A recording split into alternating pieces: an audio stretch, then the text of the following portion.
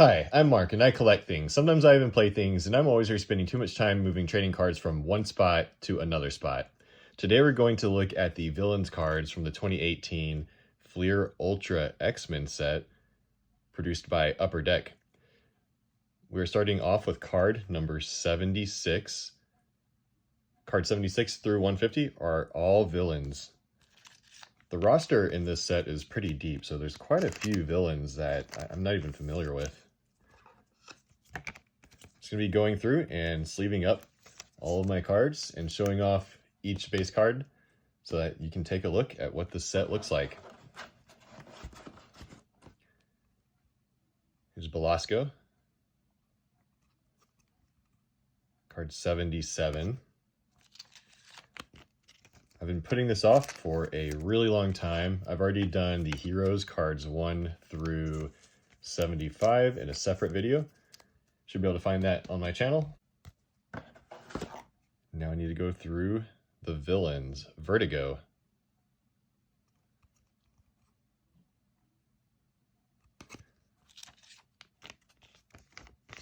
I wanted to go ahead and take care of these cards, get them in sleeves and top loaders because all of my base were unsleeved just in this BCW shoebox.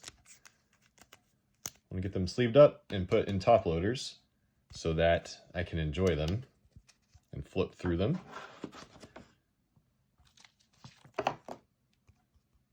Destiny,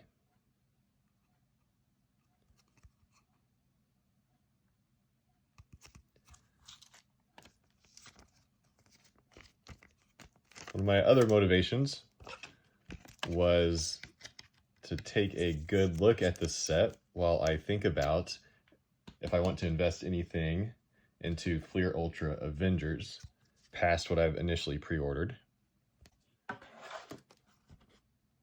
Next up is Shadow King.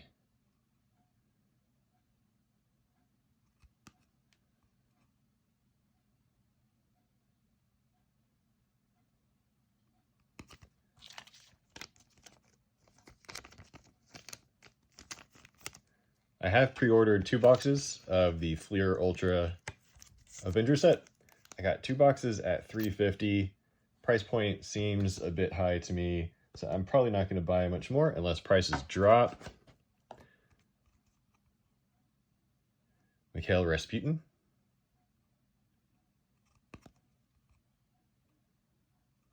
Current pre-order price is $400, which seems like too much to me. But you never know. Could be completely loaded and very popular. Just not sure if it can carry that price point, especially with the Avengers franchise. Boulevard Trask. Really cool card with the Sentinel being manufactured there in the background.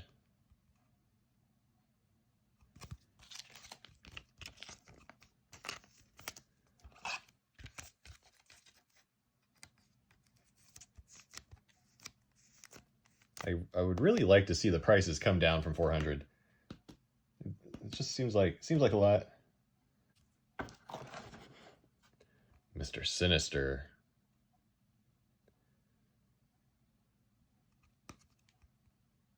One of my favorite X-Men villains. I hope that he will be featured in the upcoming animated series on Disney Plus, or maybe someday even in the MCU.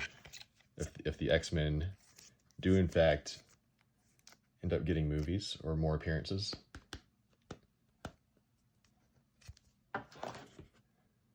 Wendigo.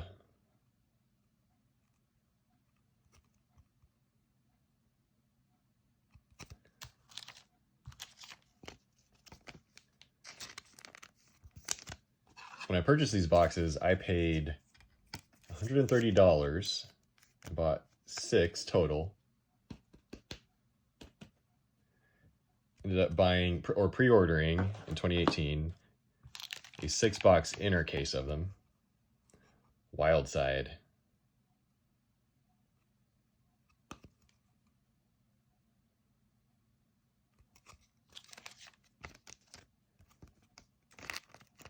After I filmed the Heroes, I I did go back and look at current box prices for Fleer Ultra X-Men 2018.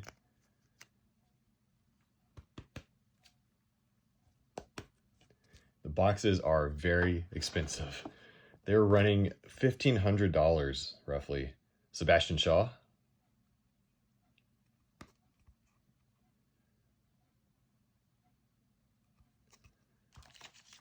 There was even a recent completed sale on eBay around $1,400. I think it was over $1,400. And then you factor in tax and shipping, you're definitely at $1,500. So I guess that is a real price, not just an asking price.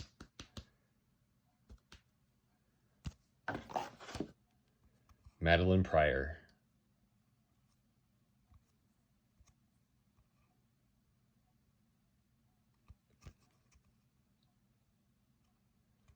I do kind of wonder who the purchaser of that box was and what their plan with it is. I wonder if they ripped it or if they're just going to hold on to it.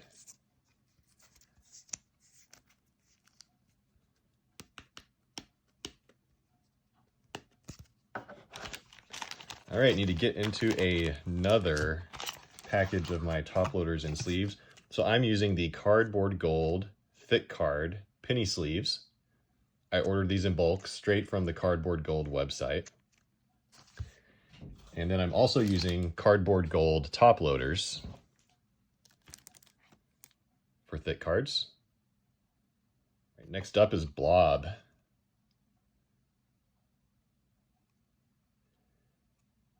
Is this another Sentinel? I think it is. I wonder if Marvel directed people to include Sentinels on the cards. It is almost ridiculous how many cards have Sentinels in the background.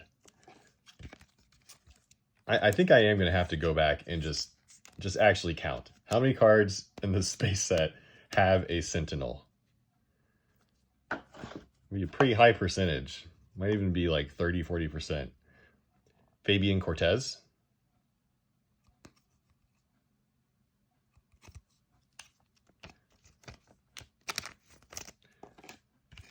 The going rate of, or an asking price, and some completed boxes at $1,500.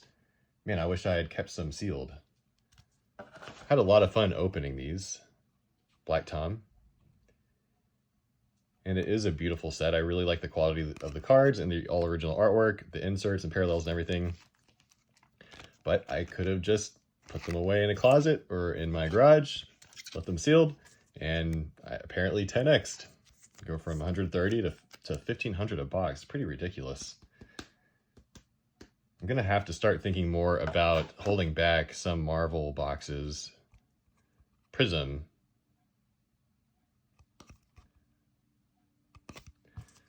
I have no problem sitting on TCG boxes like Magic the Gathering.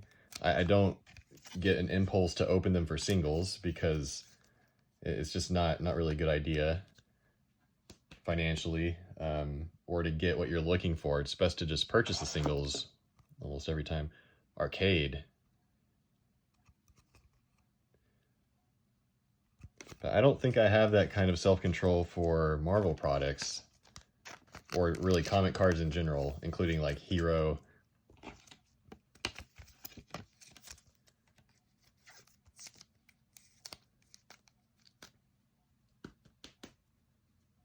But for Marvel Masterpieces 2022, I am going to have to think about holding some back, I think, and just leaving them sealed. Scalp Hunter. A lot of these are really deep cuts. Here's one that I don't think I have any knowledge about.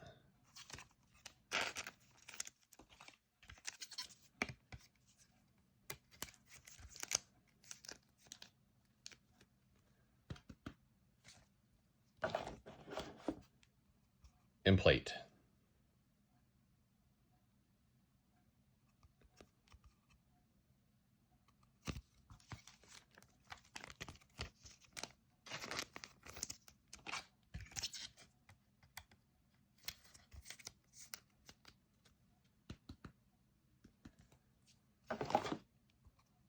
Vulcan.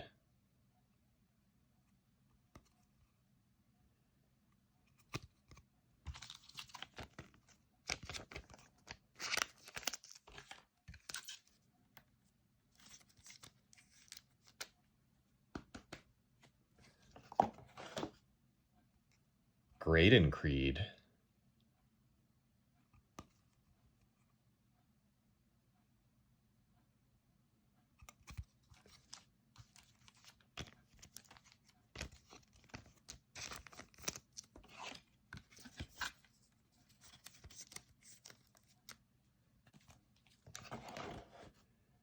Pyro.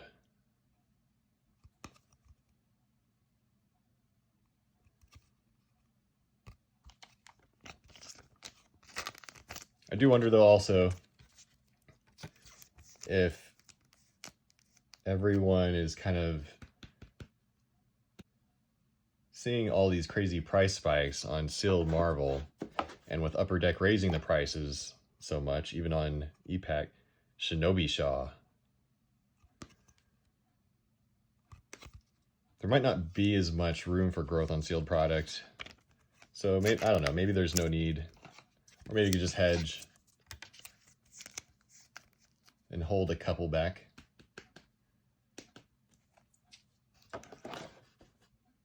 Proteus.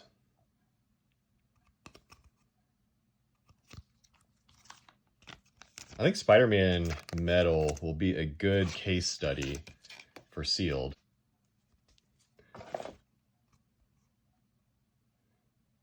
Reverend William Stryker. I really like the stained glass in the background. Let's see who the artist is. Kaio Cacao. I've probably completely butchered that. My apologies if I have. Very cool background on this card.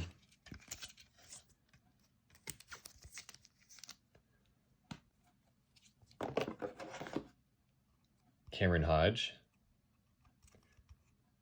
So Spider-Man Metal is sitting around, I don't know, $400 to $500 a box right now. And if anybody is purchasing it at that price and sitting on it, expecting it to go way up in the future, I wonder how it will actually appreciate. I don't know if there's that much room for growth. Sugar Man.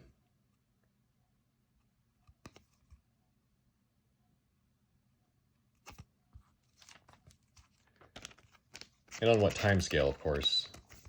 I'm sure after 10 years it will be doing just fine, probably above that price point. But could it 10x? I don't really think that's possible.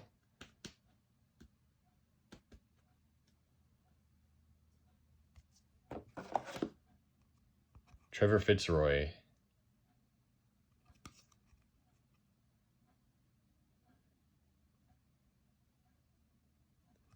So in less than 4 years, or no, a little over 4 years, I mean, 2018 Fleer Ultra X-Men, essentially 10x. There's a little bit of junk in this one.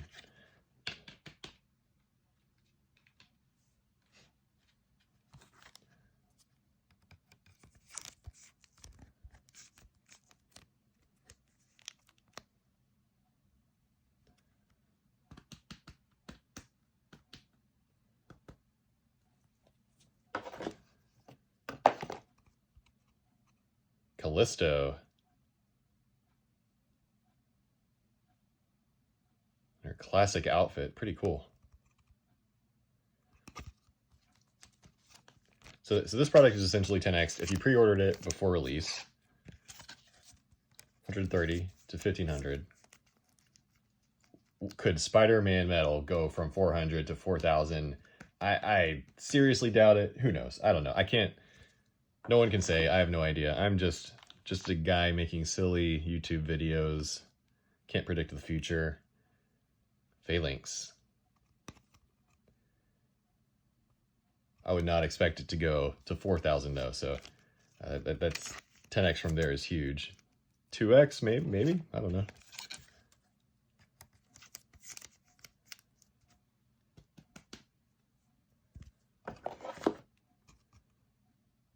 Mask.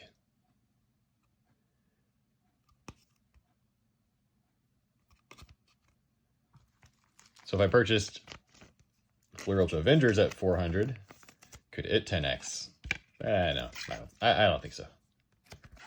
It is my personal opinion that that it probably will not 10x, except on a very long time scale. Strife. Cool character, really cool artwork too. Who did this one? John Grello.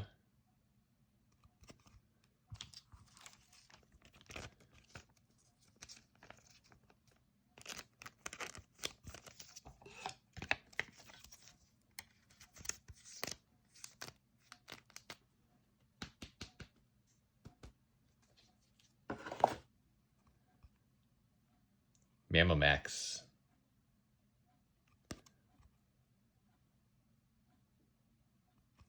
Definitely some arguments for keeping some sealed product though, because it will only continue to dwindle in availability as it gets opened. And after it's been opened, it's a one-way trip. You can't unopen a sealed product. Juggernaut.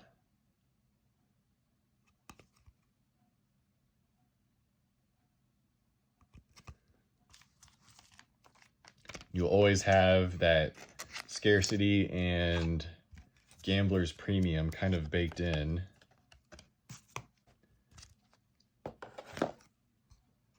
Cassandra Nova.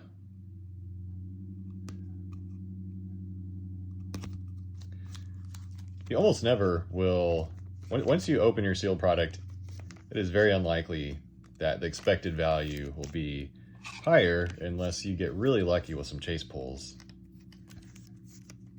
You might get lucky on one box here and there, but on average, I don't think it's a winning game. At least not for me, and for the funds and time and my tolerance for gambling, or rather, my low tolerance for gambling. Zorn. This was a really cool storyline that I enjoyed reading.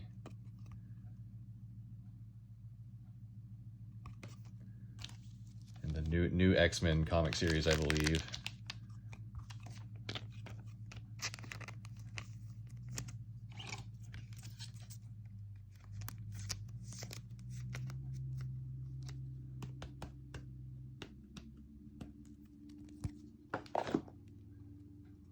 Arclight.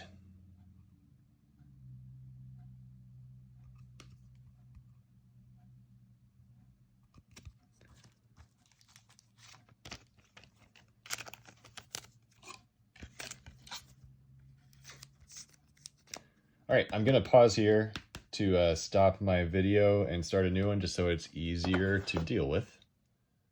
All right, I'm back, resuming sleeving up these villains cards. Here's a really beautiful card, Dark Phoenix, which is featured on the card box in the pack art. Let's see who did the art. John Stanko. I'm not sure if I'm not sure how to correctly say his last name. Beautiful artwork though.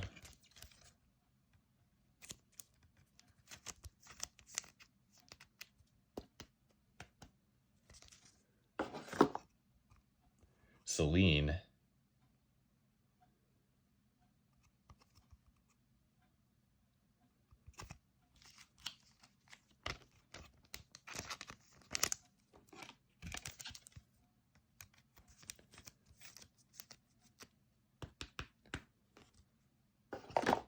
Dark Beast. I forgot that he was in this set. Cool artwork. Maybe he is responsible for all of those Beast cards I could not find as a child in various Impel and Skybox sets.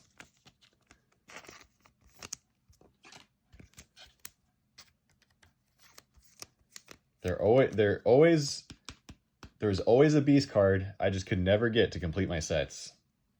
I don't know what the deal was. Omega Red.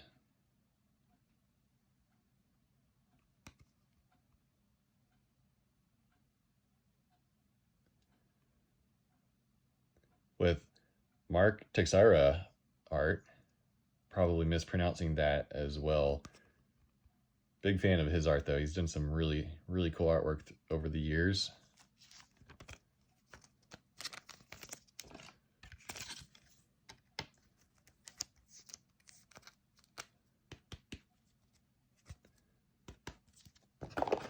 Next up is Eunice the Untouchable.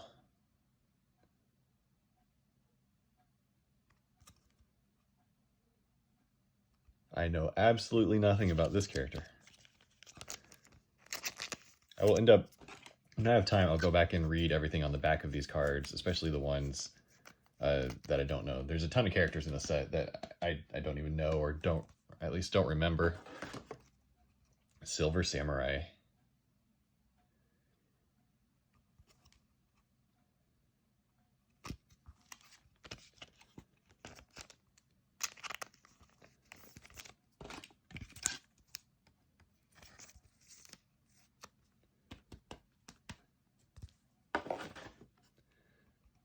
Amelia Vaught.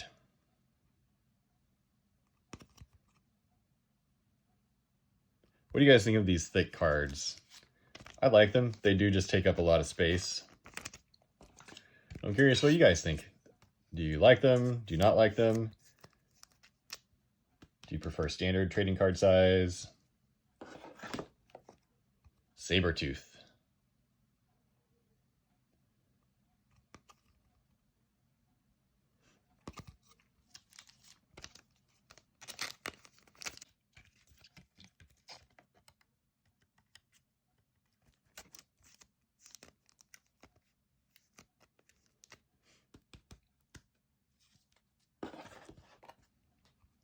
Demon Bear.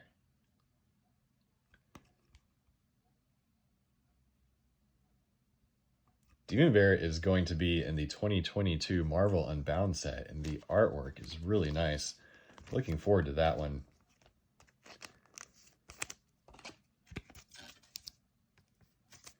I like these thicker cards.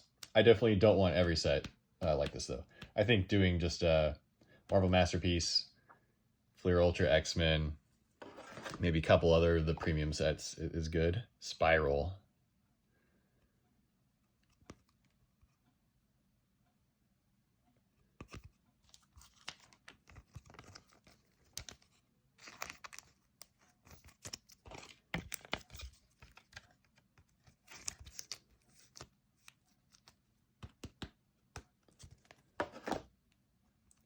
Mastermind.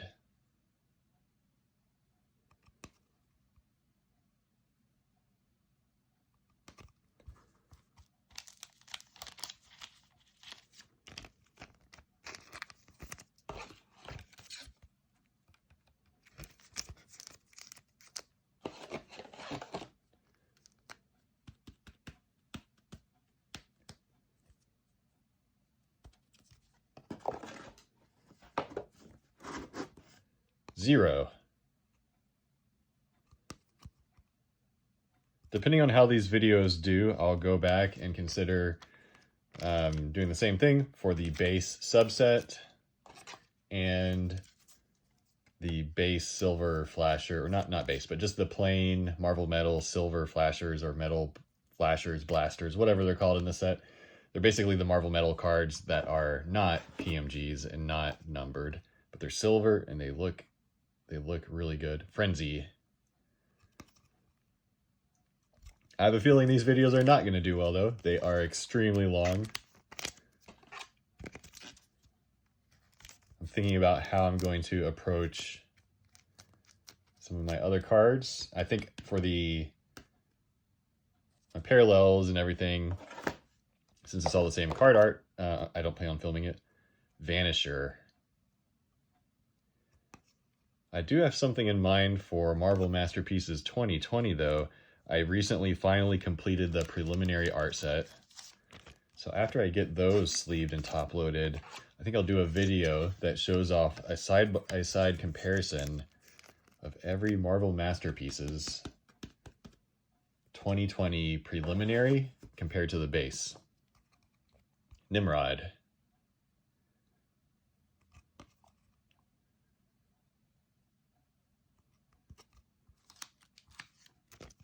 And I do have the tier 4 base for 2020, the complete base set.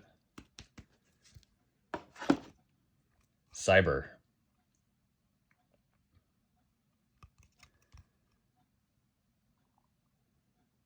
I was lucky enough to pull the Wolverine tier 4 base out of my physical boxes that I had pre-ordered for Marvel Masterpieces 2020.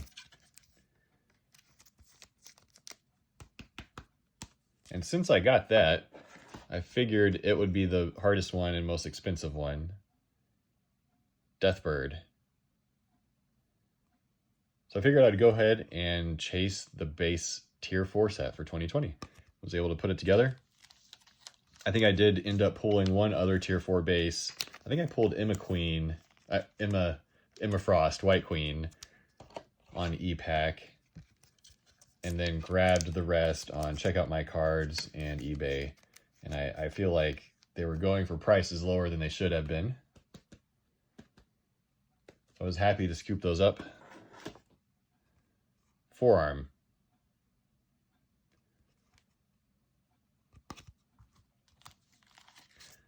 I think I got most of them in the $150 to $200 range.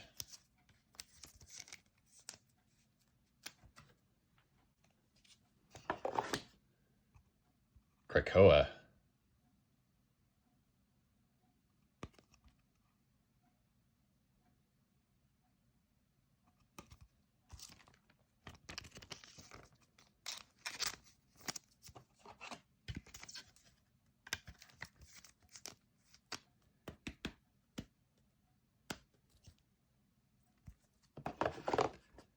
Toad. I need to start researching and compiling a list of the Fleer Ultra Avengers to look at things I need to target for picking up singles. I don't think there's no tiers, but I think there are some short prints or alternate arts for some of the inserts. If there are, I definitely need to make a list ahead of time of what those are, so I can be ready to snipe some on marketplaces. Living Monolith.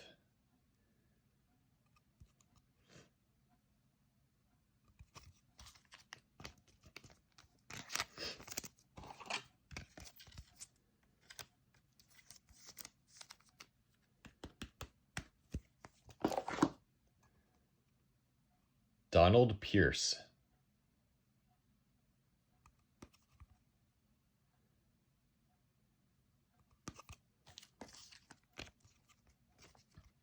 I really like the preliminary art sets from Marvel Masterpieces 2018 and 2020.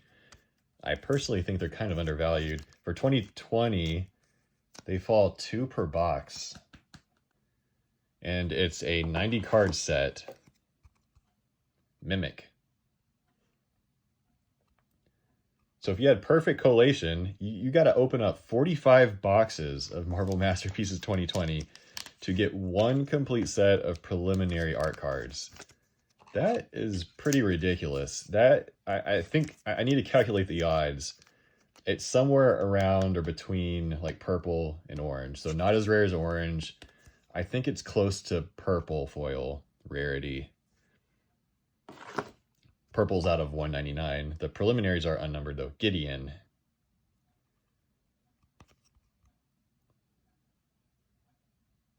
So you just think about 45 boxes for one preliminary art set. There cannot be that many sets out there.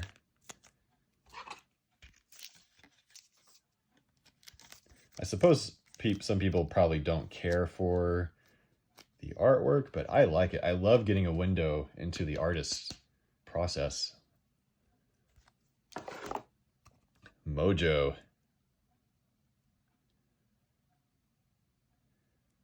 I keep wondering if Mojo is going to appear in any MCU properties. I guess as an X-Men villain, he could probably, maybe he couldn't have. Fox probably had the license, but now I'd assume he's fair game.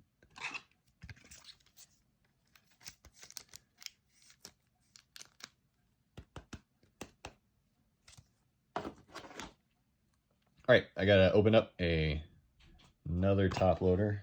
All right, got my fresh box of top loaders ready. Next up is Master Mold.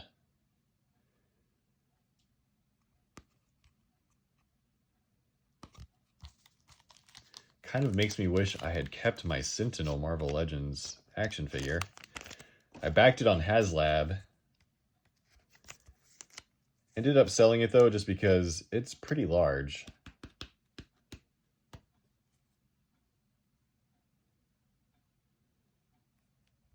This is I think the same character that was on another card in the background of one of the heroes. I didn't know who it was.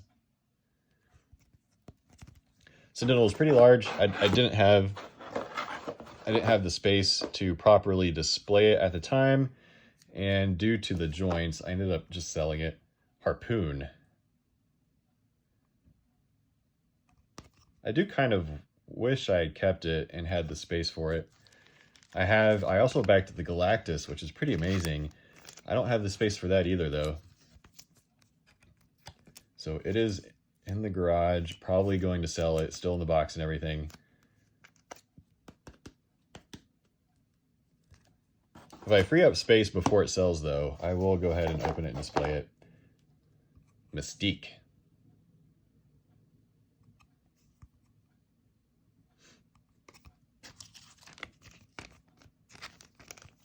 I could possibly make room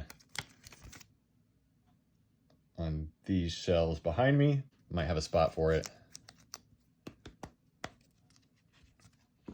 I'm curious to see what HasLab Marvel Legends they'll do next. Sauron.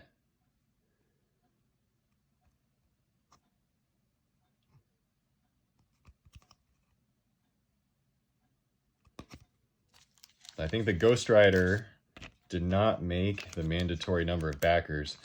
It was a pretty cool set, though. I'm surprised it didn't make it. At least I don't think it did.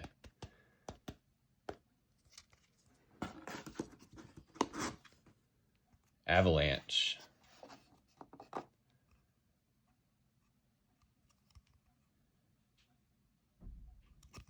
A bunch of the HasLabs did not make it the past year.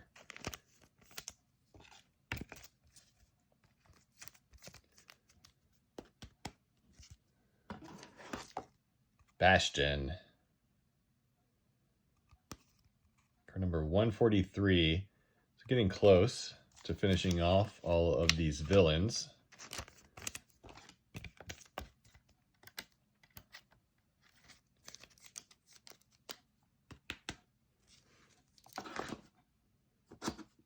Exodus. This card sticks out for me, or this character, because I think this was also maybe one of the last cards I needed for one of my old 90s Fleer Ultra X-Men sets.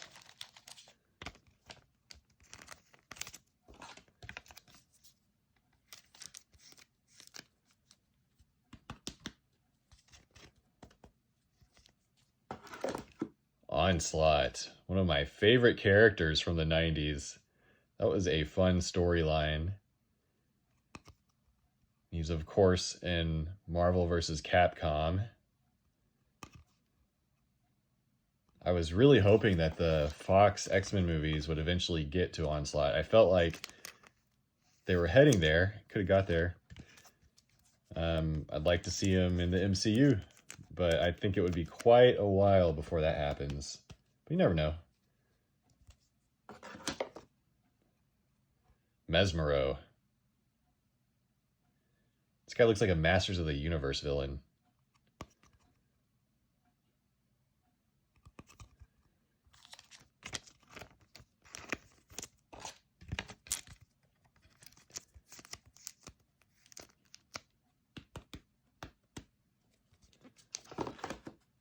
Brood.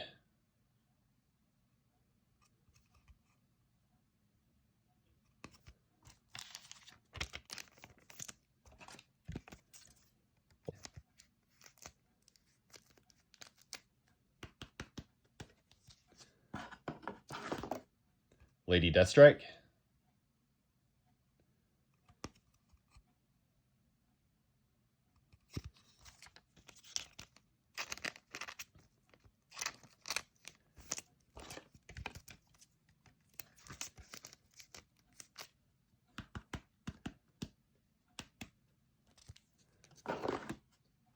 Magneto.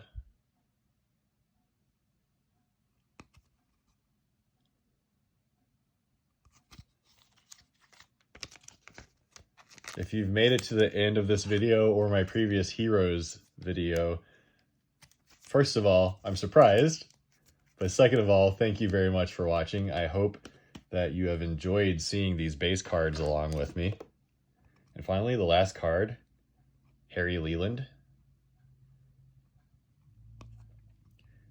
It's a fun set. The Fleer Ultra Avengers set is coming up. No firm release date, but I'm guessing it'd be within a few months. It's very expensive though, in my opinion. But something maybe to keep on your radar if you enjoyed these base cards. Thank you very much for watching. If you'd like to see more of this type of content, please consider liking and subscribing. That would help out my channel. Thank you very much. Have a great day.